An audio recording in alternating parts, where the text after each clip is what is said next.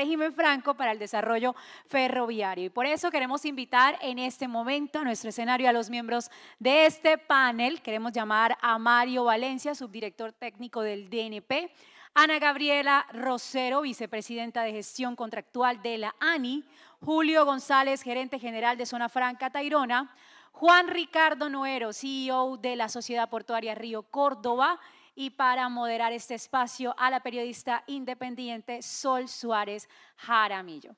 Bienvenidos todos los miembros de este panel a nuestro escenario para empezar con esta conversación, porque ya el público dijo que está listo también para subirse al tren franco.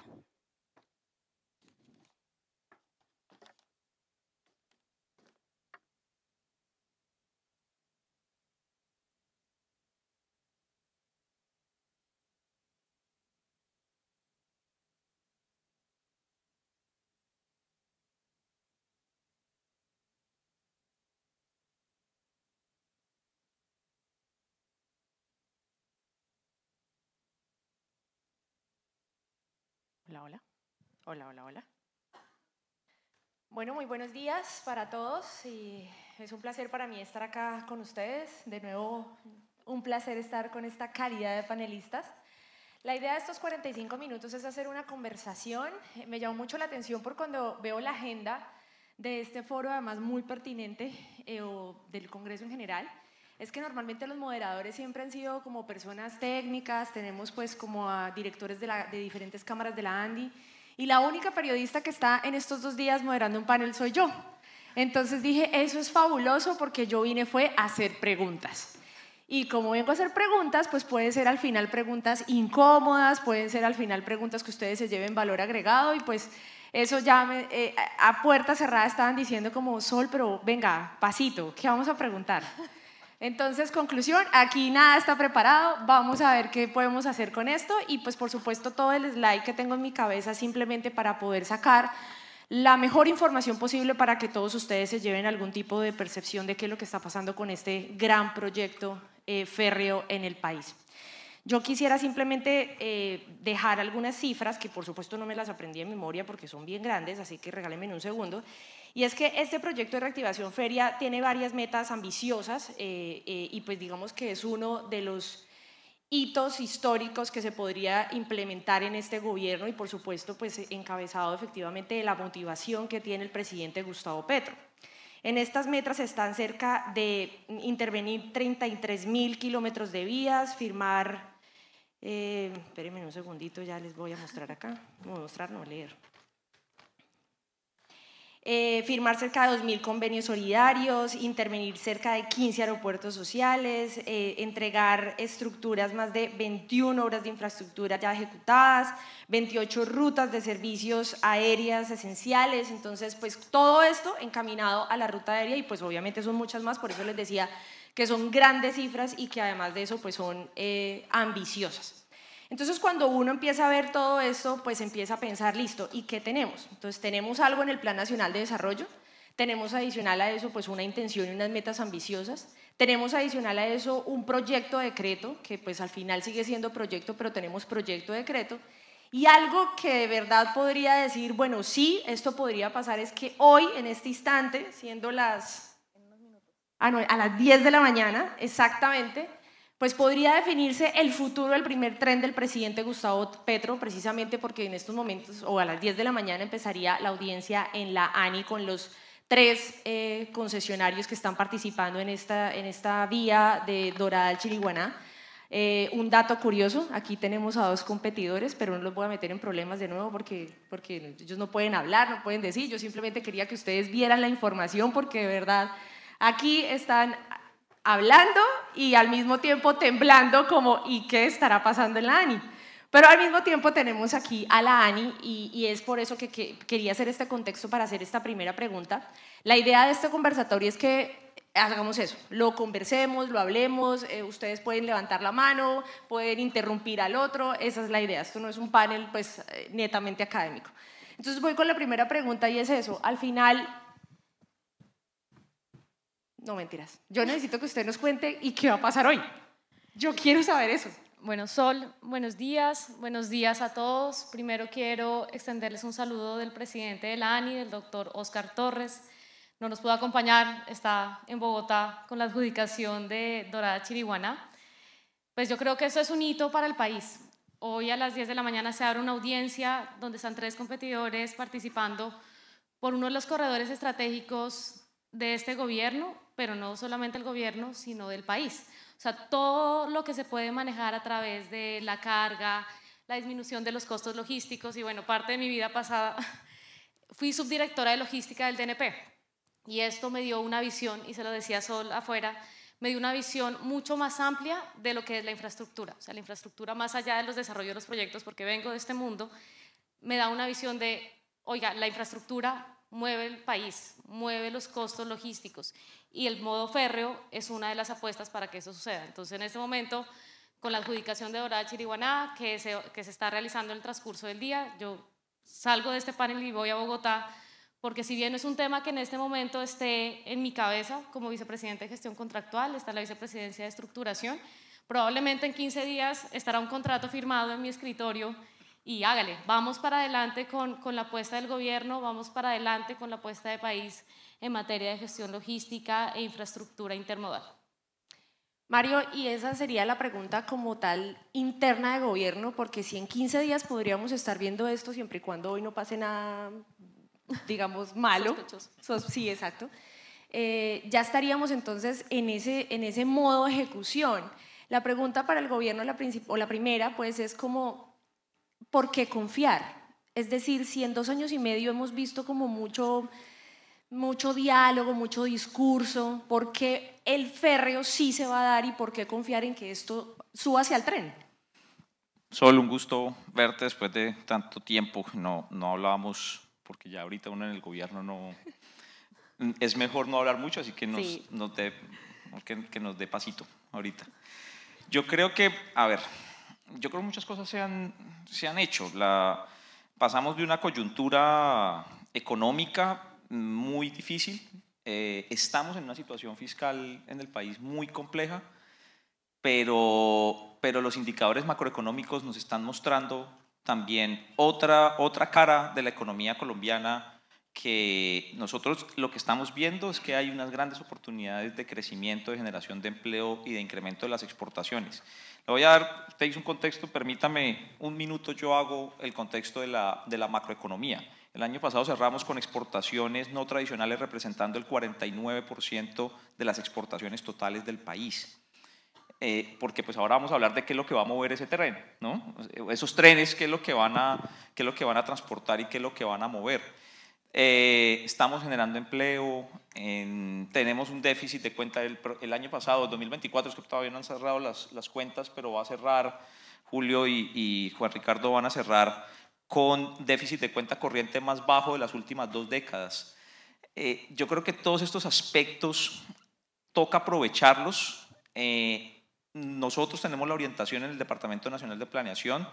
Ana Gabriela pues estuvo hasta hace muy pocos días, estuvo como subdirectora técnica en el Departamento Nacional de Planeación, justamente en estos temas, y sabe que tenemos la orientación de articularnos con el sector privado para que estos proyectos salgan adelante. Nuestra visión desde el Departamento Nacional de Planeación es que pues Colombia perdió mucho en competitividad solo en las últimas décadas, no en los últimos años, en las últimas 4 décadas perdimos espacio en América Latina y en el mundo en competitividad, justamente por una serie de decisiones o de coyunturas que se presentaron de desinvertir, de abandonar el transporte férreo del país. Mejoramos en competitividad en los otros tipos de transporte, pero pues Colombia pasó de tener 3.300 kilómetros operativos en vías férreas en el pasado a tener alrededor de 1.300 kilómetros operativos. Un poco la meta de este gobierno es al menos recuperar eso que ya era operativo hace unas décadas e incrementar, pero además que esto se conecte con todo el resto de la infraestructura, o sea, que sea realmente multimodal. Esa es la visión que queremos. Esa es la visión en lo que estamos trabajando, y por eso justamente pues existe hoy ya un borrador de decreto de un régimen franco-férreo, que es la apuesta de este gobierno por buscar herramientas que nos permitan atraer inversión y generar empleos en la elaboración de la infraestructura férrea del país, en la recuperación de esa infraestructura, pero también conectado con una visión de transformación productiva. Y termino con esto para no extenderme mucho. Y es lo que decía al principio, es finalmente qué es lo que va a mover el tren. Y lo que va a mover el tren es la gran oportunidad que tenemos nosotros de atraer inversión para hacer nearshoring en Colombia, aprovechando pues la coyuntura global. Termino hablando de la coyuntura global, y es que ahí hay unas grandes oportunidades de que la competitividad de Colombia mejore para nosotros poder diversificar exportaciones, pero diversificar exportaciones de bienes y servicios de valor agregado, en este caso de bienes, que es lo que va a transportar ese tren, que es lo que necesitamos para incrementar las exportaciones del país, y por eso estamos trabajando con otros sectores de la industria nacional para incrementar esa producción. Ayer justamente estuvimos en Sofasa, ayer veníamos de Medellín, que estuvimos en Sofasa en el lanzamiento del nuevo, el nuevo carro colombiano, el Kwid. Hacía 10 años no se lanzaba, Renault no lanzaba una línea de ensamblaje nueva, este carro ensamblado en Colombia que se va a exportar. Entonces, para eso es que necesitamos el tren. Julio, veíamos acá un video antes de este panel y pues por supuesto usted es la cabeza de todo este proyecto, hablaba de costos, hablaba de los beneficios en empleo, pero también Mario decía, tenemos un decreto borrador, precisamente, pues una cosa es lo férreo y otra cosa es mezclar lo férreo con las zonas francas.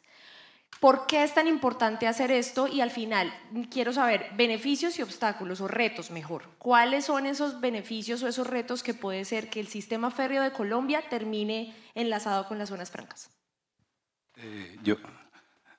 Lo que decía Mario en relación a el decreto y realmente nosotros como Zona Franca Permanente hemos venido impulsando este proyecto hace muchos años. El gobierno pues, no ha venido dando la mano de manera positiva para poder generar esta disposición desde la logística para finalmente nosotros las zonas francas somos un polo de desarrollo. Atraemos inversión, generamos progreso, sostenibilidad y finalmente lo que queremos nosotros como este primer proyecto de una zona franca con 2 líneas directas para desarrollar una plataforma logística intermodal, multimodal, productiva, industrial.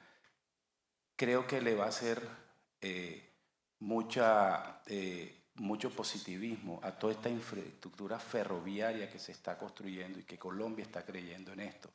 Además que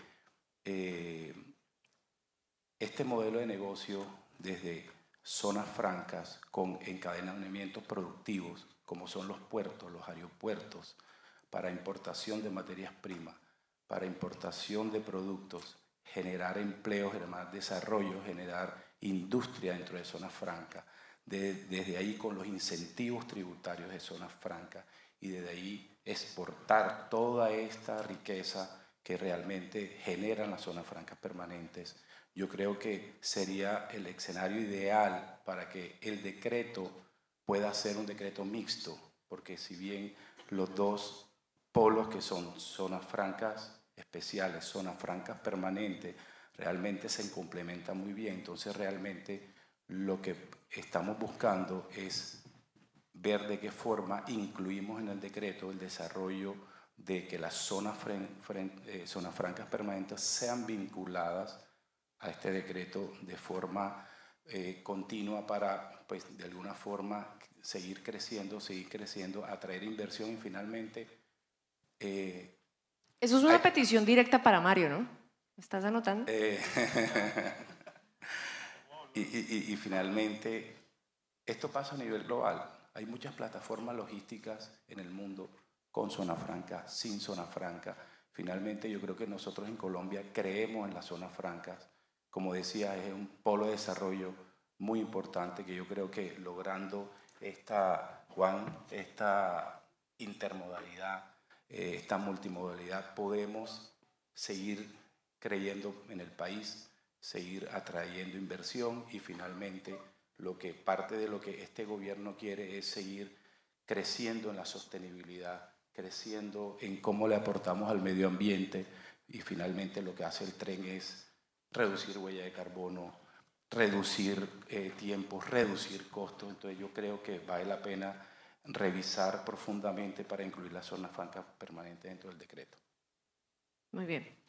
Juan, yo quisiera pues, que usted obviamente nos cuente esa experiencia que ya tiene, que la gente acá en el público sepa pues cuánta carga moviliza, de nuevo cuáles son los retos que usted vive día a día, cuál es ese generador, impulso, crecimiento económico que hace desde un tren.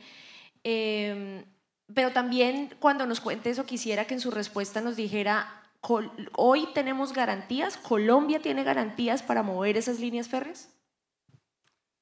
Sí, yo pensaría que la primera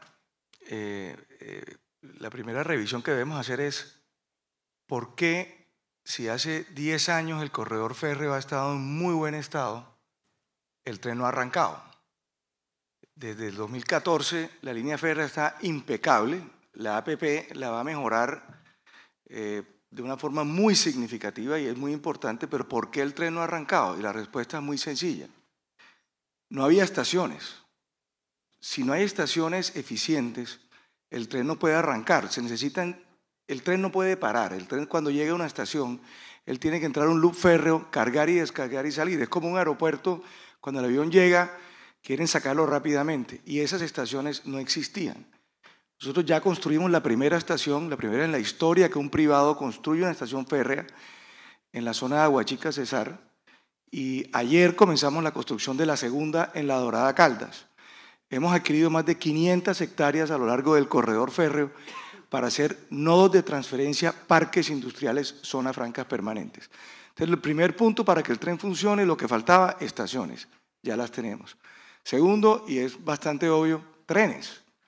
Nosotros compramos una operación de carbón exclusivamente que salía de la Loma a Santa Marta, 19 locomotoras y 500 vagones, los sacamos de la operación y eso sí es un ejemplo de transición energética eficiente. Sacamos del corredor exclusivamente de carbón de la Loma a Santa Marta 19 locomotoras, 500 vagones para ponerlos en el corredor desde La Dorada hasta Santa Marta. Entonces, segundo punto, trenes, ya están los trenes. ¿Y qué más le falta? Un puerto eficiente, porque es que no puede ser que la nación esté a minutos de adjudicar una licitación para aumentar los apartaderos de 50 vagones, que es lo que hay hoy, a 100 vagones. Un apartadero de 50 vagones mide 840 metros. Un apartadero de 100 vagones mide 1.680 metros. Entonces, no puede ser el tren, por lo tanto, cuando llega a un terminal, debe poder entrar todo el tren, cargar y descargar, igual que en las estaciones, y poder irse.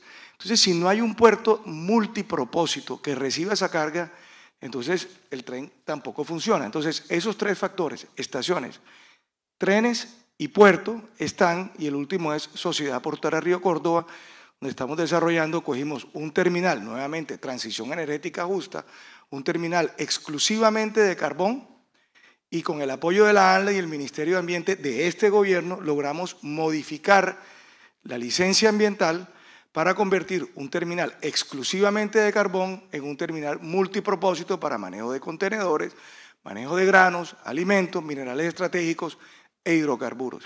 Y en eso estamos, eso es competitividad. Ahora, ese decreto de reglamentación de las zonas francas es increíble, eso y la APP son la mejor apuesta de este gobierno y donde nosotros nos hemos montado.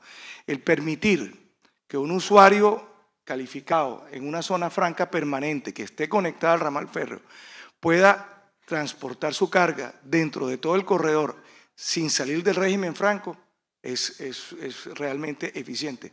Yo le diría así, sin ese decreto el tren va bien, con ese decreto el tren va a ser un cohete.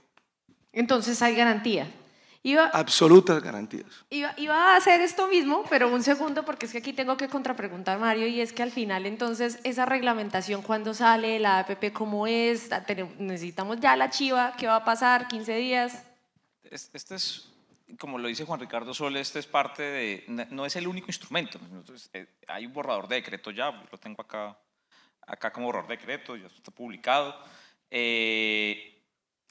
Es parte del conjunto de instrumentos. O sea, lo que nosotros estamos pensando es que pues debemos aprovechar las buenas experiencias que hay en Colombia, especialmente en lo que tiene que ver, por ejemplo, con servicios portuarios. Ahí en los últimos años, creo que en los últimos 10 o 15 años se han generado 13.300 puestos de trabajo.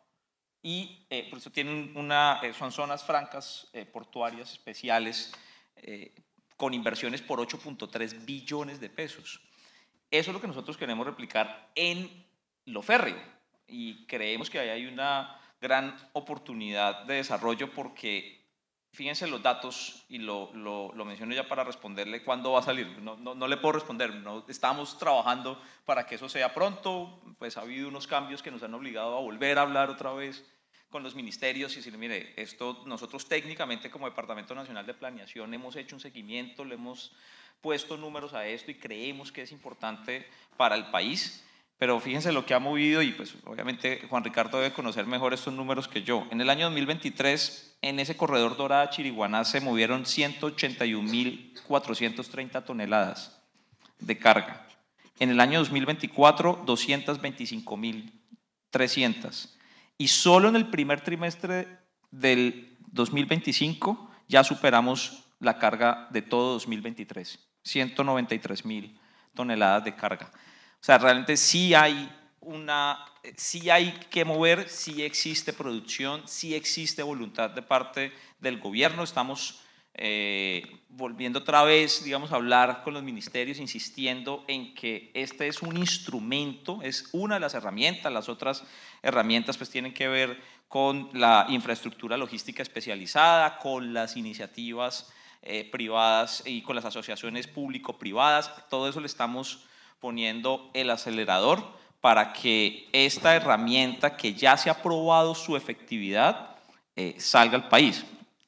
He escuchado los comentarios que ha hecho Julio, le propongo que nos sentemos a mirar técnicamente nosotros como lo estamos pensando ahora y como está el borrador de decreto, son solamente zonas francas permanentes especiales. No estamos pensando en algo más grande porque pues obviamente esto se junta con otros instrumentos que es la infraestructura logística especializada, pero dispuestos a escuchar. Yo lo que propongo es que salga esto rápido y podamos seguir avanzando en poder conectar con otros instrumentos para que esto realmente tenga una intermodalidad, que es lo que necesita el país. Te voy a hacer una pequeñita corrección, porque esos volúmenes los estamos moviendo. Todos los trenes que ustedes ven que se tuitean, que tuitea el presidente de la ANI, son trenes operados por nosotros y nuestros.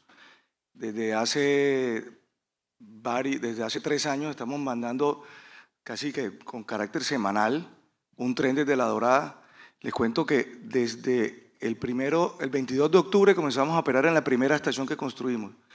Pero esas cifras de Mario las voy a corregir porque él dice 183, son 220.000. Y en el mes de marzo metimos 112.000 toneladas. Eso equivale más o menos a un tren diario de 4.500 toneladas. Eso es histórico. Eso estamos proyectando este año llegar a 1.200.000 toneladas. Claro, llevamos en 3 meses 220.000 y el primer mes y el último mes fueron 112.000. Entonces, Mario, esto ya arrancó y la dinámica continúa y esto con una sola estación. El 15 de julio inauguramos la segunda estación en La Dorada Caldas, lo cual vamos a duplicar entonces los volúmenes esos y podremos estar viendo en el 2025 fácilmente 2.200.000, 2.400.000 toneladas en el tren. Yo quería comentar algo, Mario, sobre la conversación que tuvimos antes del panel. Yo creo que todo esto, Juan, estos proyectos de APP finalmente le convienen al proyecto que estamos desarrollando en Zona Franca Tayrona, porque desde ahí, obviamente, empresas que están creyendo, inversionistas nacionales, inversionistas internacionales, que están creyendo en el proyecto, que generan carga desde el centro del país, quieren montar su carga, materias primas del centro del país, llegar a la zona franca, producirlas en zona franca y estas mismas ser exportadas. Por esta razón, nosotros tenemos que, dentro de mi convicción, ser competitivos y montarnos al tren y ojalá, pues, obviamente para la otra APP faltan, creo que son 8 años, Juan, que es Santa Marta, Chiriguaná. Ojalá, pues, finalmente todos estos nodos y modos de transferencia que se generan en alrededor del corredor ferroviario, a nosotros como zona franca nos conviene porque esto reduce costos. Entre más garantías, entre más estabilidad jurídica, esto reduce costos y esto finalmente va hacia el cliente final, hacia la producción, la competitividad, y eso es lo que también estamos esperando de alguna forma.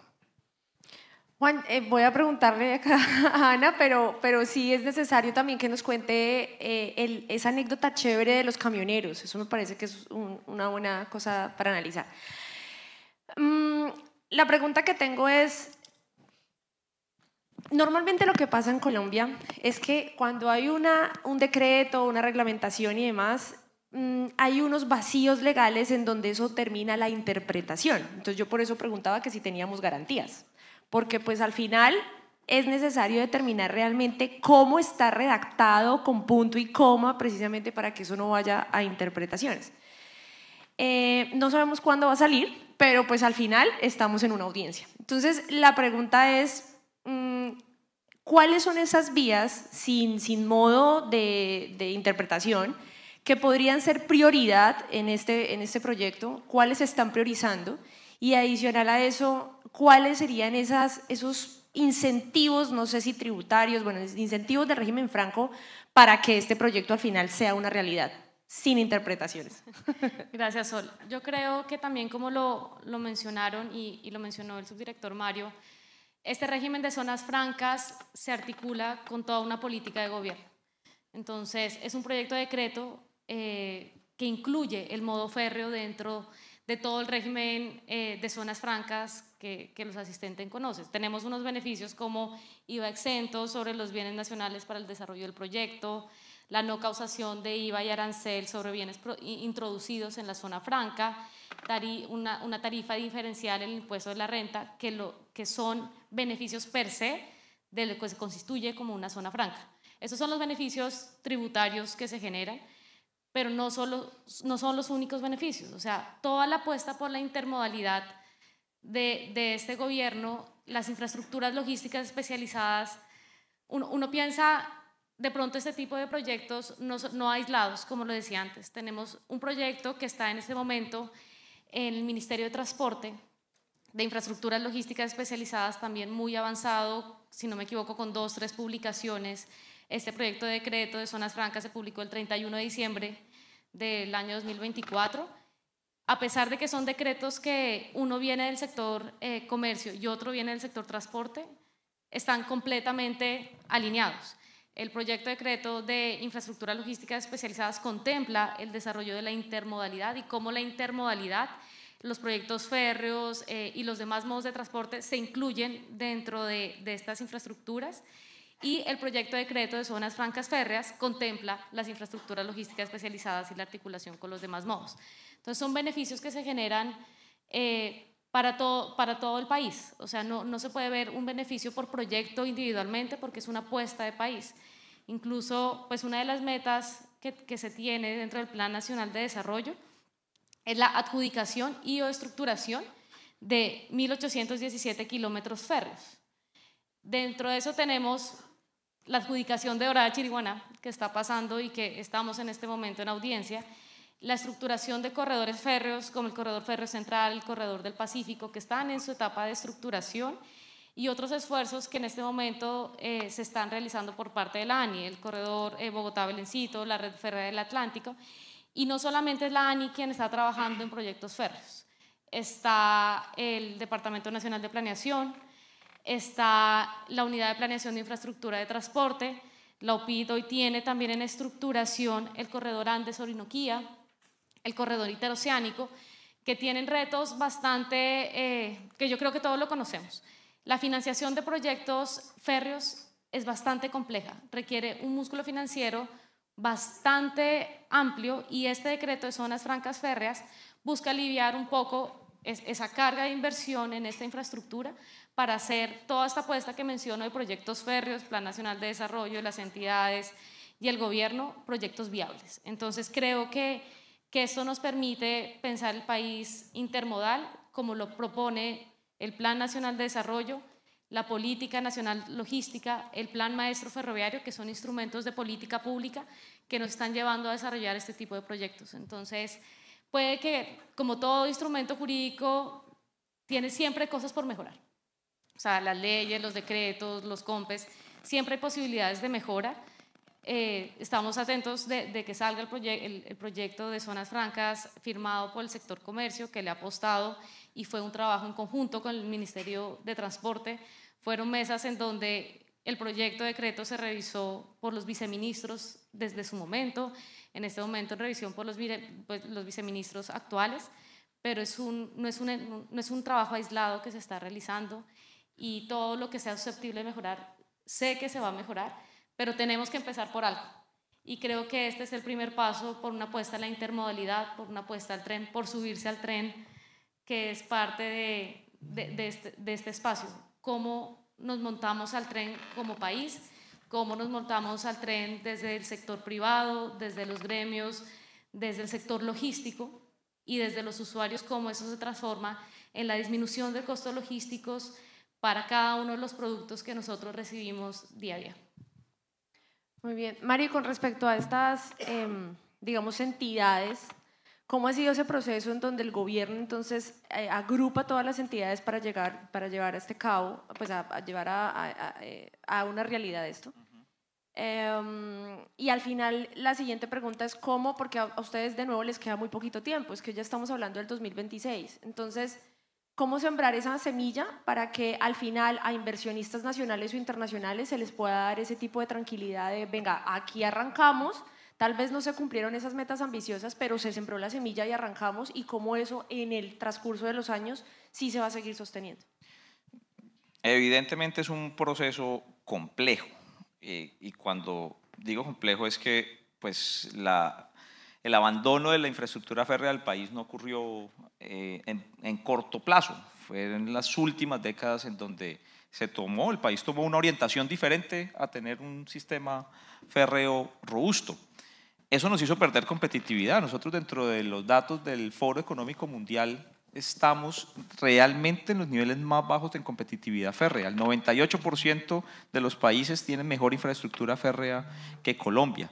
Tenemos más competitividad en otras áreas, pero lograr, digamos, que el país en términos de eficiencia, en términos incluso también de eficiencia energética, pueda volver a recuperar esa infraestructura férrea, creo que es un propósito de nación. Creo que lo que puede hacer este gobierno y lo que efectivamente está haciendo es también mostrando la necesidad de que eso se pueda lograr. No va a ser exclusivamente en este gobierno.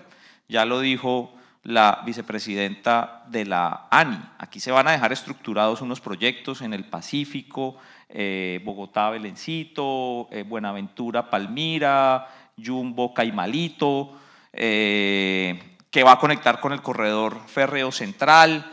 Es decir, eso se va a dejar en este gobierno. Está el cronograma de estructuración de esos proyectos durante este gobierno, pero va a tomar años y décadas que Colombia vuelva a recuperar nuevamente esa infraestructura y esa capacidad. Yo creo que, insisto, y termino con esto, yo creo que se crea la necesidad, pero también se crea la necesidad en una lógica, y es que nosotros esperamos que cada vez con más fuerza se comprenda que el país ya no está en una lógica a nivel global en que Colombia puede seguir viviendo de las exportaciones de materias primas sin transformación. Eso nos generó unos déficits externos muy onerosos, muy grandes, nos hizo perder una parte de nuestra capacidad de poder producir nuestros propios bienes y servicios. Y eso es lo que toca recuperar para que esos trenes tengan sentido, porque finalmente lo que nosotros queremos es incrementar la capacidad de carga del país. Y esa capacidad de carga pues está íntimamente relacionada con la política de reindustrialización, en incrementar la capacidad del país de producir más bienes de producir manufacturas, de producir bienes industrializados, bienes con valor agregado que podamos vender en los mercados internacionales, no sujetos a los vaivenes de los precios de las materias primas, que es lo que nos ha generado tantos desbalances macroeconómicos en el país. Es que pues, a Colombia macroeconómicamente le va muy bien cuando los precios de petróleo y carbón están muy bien, pero cuando están muy bajos tenemos muchas necesidades fiscales que nos han obligado a hacer 19 reformas tributarias en los últimos 30 años.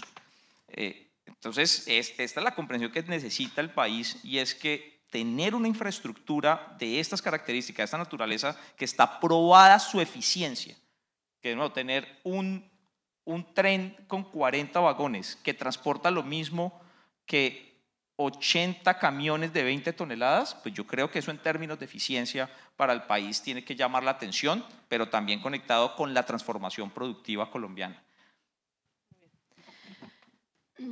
Julio, cuéntenos qué pasa alrededor del proyecto. Es decir, usted viene trabajando en un proyecto férreo, pero yo quiero saber cuál es el impacto de la región, qué es lo que pasa, no ahí donde lo está haciendo, que ya dijimos que son costos de infraestructura, que además es empleo, que además es crecimiento económico, por supuesto competitividad, pero qué pasa en un país donde empieza a desarrollar este tipo de clúster y entonces cómo la región en general se viene a beneficiar.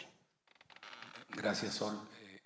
Precisamente cuando empezamos a desarrollar este proyecto hace 10 años aproximadamente, no estamos pensando solamente en Santa Marta ni en Zona Franca Tayrona, estamos pensando en la región, viendo que pues, a lo largo del tiempo la línea férrea existente es Santa Marta La Dorada. Entonces quería, apuntándole nosotros, digamos, a una competitividad regional. Nosotros desde la costa Caribe hemos venido trabajando regionalmente unos proyectos con otras zonas francas que hacen parte de zonas francas permanentes, en zona franca en Barranquilla, en zonas francas en Cartagena, las zonas francas en Santa Marta, y finalmente este tren va a ser una unión de región. A eso es que nosotros le estamos apuntando, a que esta región se una alrededor del tren desde Santa Marta a La Dorada. Por eso es que nosotros desde el propósito de este proyecto y pues va a ser un canal muy importante para que nosotros podamos hablar de región Caribe. Quiero saber cómo va ese avance, es decir, en esas reuniones, ¿qué? Pues tenemos, nosotros que le estamos apostando a que cada una de las diferentes ciudades, Santa Marta, Barranquilla, Cartagena, aporte un área, aporte un proyecto, aporte las eficiencias que tiene cada una y las ventajas competitivas que tiene cada una de las ciudades.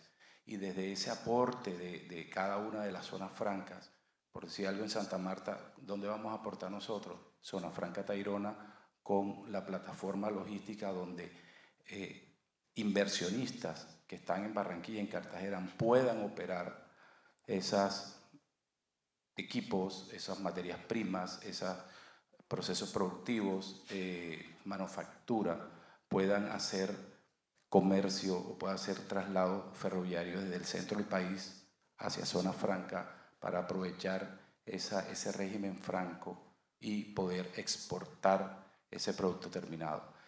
Barranquilla con sus ventajas industriales, Cartagena con sus ventajas como hub obviamente de contenedores para la importación de muchas materias primas, porque realmente Cartagena es un hub logístico de contenedores, pues donde atrae mucho inversionista, mucha industria. También pues ahí es donde estamos apostando cada una, como decía, de las regiones, dónde es el foco, dónde está la concentración, dónde está el beneficio de cada una, y eso, cada una de estas regiones va a ser el aporte para nosotros construir a futuro un modelo sostenible para que Colombia sea más atractiva para inversión extranjera. Muy bien. Juan, hay dos preguntas y por favor en la respuesta cuenta lo de los camioneros, que es importante.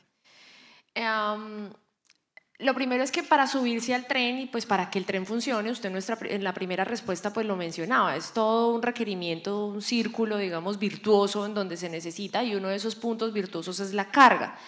Este panel o esta charla se llama Suba hacia el tren, es decir, si usted está en este escenario y habla con esta gente y pues sale de acá y sigue buscando clientes, ¿cuál es esa motivación para que la gente efectivamente entregue su carga y pueda saber que le llega segura, que le llega a tiempo, que de verdad las líneas férreas sí funcionan muchísimo mejor que lo que hoy tenemos? Es decir, ¿cuáles son esos argumentos para que la gente diga, está bien, a ojo cerrado me subo al tren? Y lo segundo es al final uno cómo atrae con esa misma línea de la pregunta a inversionistas extranjeros. Porque digamos, aquí estamos en nuestro mismo sector y el barrio y nosotros nos hablamos y digamos que ya tenemos una cultura diseñada. Pero entonces, ¿cómo decirle al mundo, venga, que Colombia sí lo está haciendo y que en Colombia su carga va a estar muy bien y obviamente que nosotros podemos exportar? Es decir, una transacción interna y externa de la carga. Sí, voy a hablar de primero la confiabilidad, porque a veces a uno le preguntan, bueno, pero si es tan bueno, como decía Mario ahora, reduce emisiones, desde el punto de vista logístico, se reduce el número o la necesidad de administrar una flota camionera tan grande. Entonces los clientes nos dicen, bueno, pero ¿dónde está el problema? Entonces, confiabilidad, o sea, el tramo de Fenoco tiene una confiabilidad del 98% del tiempo, supera con creces los estándares internacionales. Y el tramo desde la Chiriguaná hasta el sur lo hemos operado de manera ininterrumpida durante 3 años. Entonces no hay ningún tipo de temor en cuanto a la confiabilidad del corredor férreo como tal. Ahora, con la APP ni hablemos. Se mejoran los perfiles de los rieles, se aumentan los apartaderos, se implementa un sistema de control muy similar al que opera hoy en Fenoco. Entonces, desde el punto de vista de confiabilidad, check, lo tenemos y es una maravilla y se va a mejorar mucho más. Ahora, lo que decía Ana, ¿cómo atraer inversionistas? El problema del sistema férreo es que una unidad de tren de 100 vagones que necesitan 2 locomotoras para mover 6.000 toneladas requieren aproximadamente una inversión de 20-25 millones de dólares. Entonces, eso no se da si no tienen la carga. Nosotros lo que hemos venido haciendo es siguiendo la teoría clásica del desarrollo de infraestructura, es si la carga está, lo construimos. No lo construimos para ver si la carga llega. Y entonces, eso es lo que hemos venido haciendo, firmando contratos a plazo con distintos modos de carga, hidrocarburos, carga contenerizada, granos y alimentos y minerales estratégicos.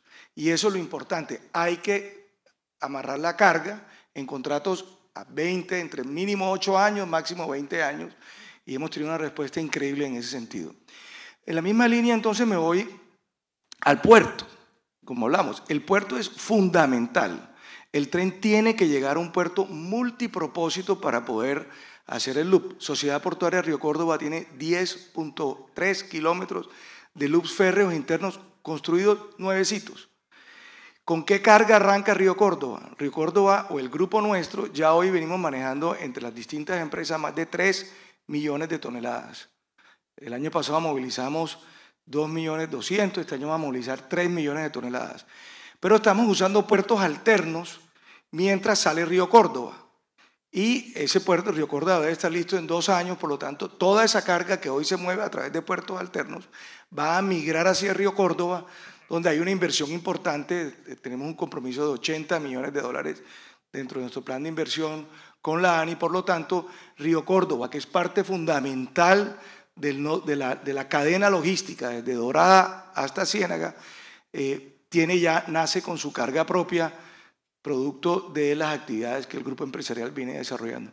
Entonces, sí hay barreras muy difíciles de romper, que se rompen con compromisos a plazo de la carga. Y te he hecho el cuento del gremio camionero, porque es increíble, pues mucha gente decía, te van a matar los del sector camionero.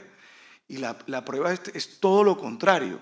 El hecho de que los minerales estratégicos que están saliendo de la pequeña minería de Cúcuta, de Norte de Santander, se van en camión hasta Cartagena, Santa Marta, Barranquilla y hasta La Guajira llegan. Esos señores hacen un viaje de ida y vuelta porque de ahí salen y esperan carga de compensación para regresarse a Bucaramanga o al interior del país. Pueden hacer 4 viajes al mes, más o menos. Esta misma industria de camiones está llegando a nuestra estación en Aguachica, descargan hasta entre 3,5 y 4 veces a la semana, o sea, 8 veces al mes.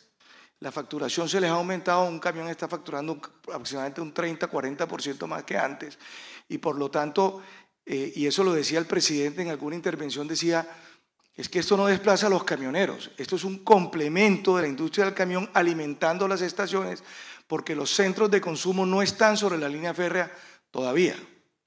Pero esa simbiosis que se genera entre las estaciones férreas y la industria del camión es increíble y está dando unos resultados gana-gana para toda la industria.